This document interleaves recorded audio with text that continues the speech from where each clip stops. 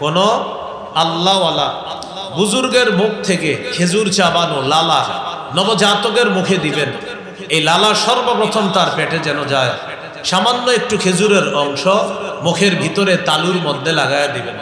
সহিহ বুখারী 3909 নম্বর হাদিস।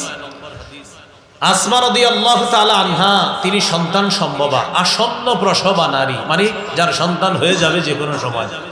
তিনি বলেন, খরজতু ওয়া আনা মুতিম্মুন, আমি মক্কা থেকে হিজরতের উদ্দেশ্যে রওনা করলাম, তখন আমি আসন্ন প্রসবা। আসন্ন প্রসবার সহজ বাংলা হলো যে কোনো সময় আমার সন্তান হয়ে যেতে পারে। রওনা করার পর আমি ভাবলাম পথিমধ্যে হয়তো কোথাও আমার প্রসব বেদনা উঠবে, আল্লাহ চাইলে সন্তান হয়ে যাবে, কিন্তু সন্তান হয় না। ফানাজালতু বিকুবা, আমি মদিনার কুবা নামক এলাকায় গেলাম। কুবা ওই এলাকা যে এলাকায় রাসূলুল্লাহ সাল্লাল্লাহু আলাইহি সাল্লাম 14 দিন অবস্থান করে সেখানে একটা মসজিদ নির্মাণ করেন। সেই মসজিদের নাম মসজিদে কুবা।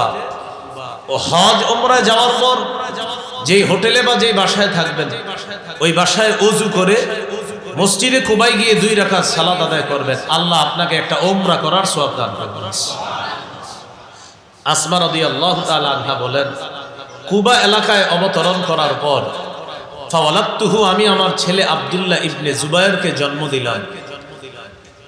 আমার সন্তানকে জন্ম দেওয়ার পর আমি তাকে নিয়ে রাসূলুল্লাহ সাল্লাল্লাহু আলাইহি সাল্লামের কাছে গেলাম।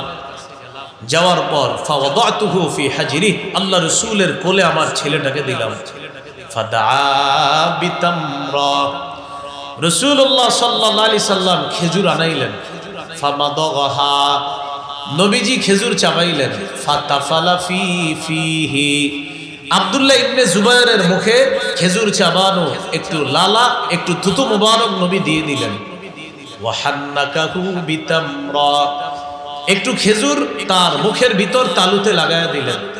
হাদিসে আসছে, ফাকানা আউওয়ালা শাইইন দাখালা বাতনা আব্দুল্লাহি রিকু রাসূলিল্লাহি সাল্লাল্লাহু আলাইহি ওয়াসাল্লাম, আমার ছেলে আব্দুল্লাহর পেটে দুনিয়ার কোনো খাদ্য সর্বপ্রথম যায় নাই। সর্বপ্রথম খাদ্য হিসাবে আমার ছেলে আব্দুল্লাহর পেটে আল্লাহ রাসূলের থুতু মুবারক গিয়েছে। এটাকে তাহনিক বলে। এটাকে কি বলে?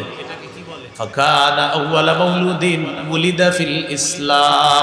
এখানে একটা তথ্য মনে রাখা, আব্দুল্লাহ ইবনে জুবায়ের হলেন হিজরতকারী সাহাবীদের প্রথম সন্তান। হিজরত করে সাহাবায়ে কেরাম মক্কা থেকে মদিনা যাওয়ার পর তাদের প্রথম যে সন্তানটা হয়েছে, এই সন্তানের নাম এই আব্দুল্লাহ ইবনে জুবায়ের, যিনি আসমা রাদিয়াল্লাহু তাআলা আনহার সন্তান, জুবায়ের রাদিয়াল্লাহু তাআলা আনহুর সন্তান, আবু বকর সিদ্দিক রাদিয়াল্লাহু তাআলা আনহুর কন্যার ঘরের ছেলে, অর্থাৎ নাতি সম্পর্কে আবু বকর সিদ্দিক তিনি হন নানা। তাহলে হলো 2 নাম্বার তাহনিক করা। 3 নম্বর